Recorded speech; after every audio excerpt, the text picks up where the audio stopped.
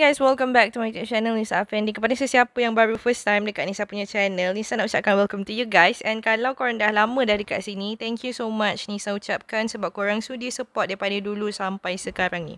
Okay guys, so Nisa nak bagi tahu dekat korang yang dekat dalam Nisa punya video ni, Nisa share pelbagai cara untuk korang nak buat duit. So, adalah beberapa apps ataupun games yang Nisa kongsikan cara untuk korang boleh dapat duit extra tanpa menggunakan modal. So, apa yang korang patut buat adalah just main game, download apps ataupun buat je task-task yang diperlukan.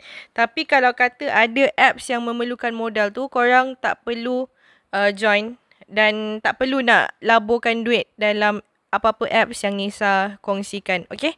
So, tanpa melengahkan masa, jom Nisa sharekan dekat korang next apps yang boleh bagi korang duit. Okay guys. So, semalam Nisa ada buat satu video untuk games Chubas. So, kalau korang tengok, dia lebih kurang macam games Bus Go Go Go. Kalau korang nak tengok full tutorial dia, korang boleh pergi dekat Nisa punya video sebelum ni lah. Nisa dah letakkan dekat screen di bawah. So, cara dia senang je. Korang boleh nampak ada manusia dekat sini. Korang just ambil. And then tengoklah. Macam ni biru ada ramai. So, kita kena ambil bus. Lepas tu kuning ada 4 je. Kita tengok kereta. So, korang boleh nampak arrow tu. Ni adalah direction kereta tu akan pergilah. So, macam dekat sini pun. Kita kena tengok iklan untuk kita dapatkan puzzle piece tu, kepingan puzzle untuk kita nak withdraw. Ada satu withdrawal tu.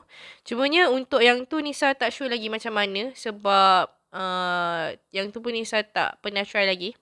And Nisa dah try untuk withdraw. So nanti kalau kata dah masuk ke dalam Nisa punya Touch and Go account, Nisa akan tunjukkan dekat korang bukti.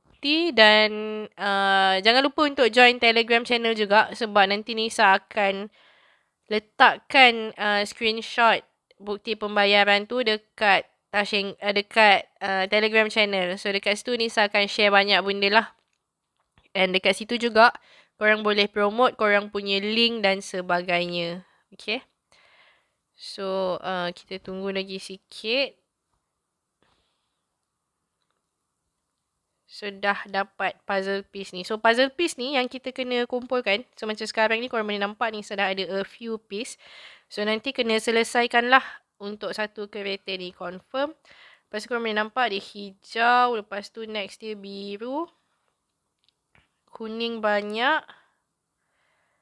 Okay, so merah. So, hijau. Lepas tu kita ambil bus biru ni.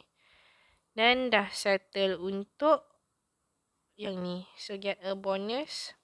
Pun sama juga. Korang kena tonton iklan sekejap lah. Okay, so dah settle. Kita akan dapat cash hijau tu lah. So, dekat puzzle ni. Korang boleh nampak kat sini. Minimum withdrawal amount is RM300. So, untuk sekarang ni. Nisa belum dapat satu pun yang complete. So, yang paling banyak ni lah.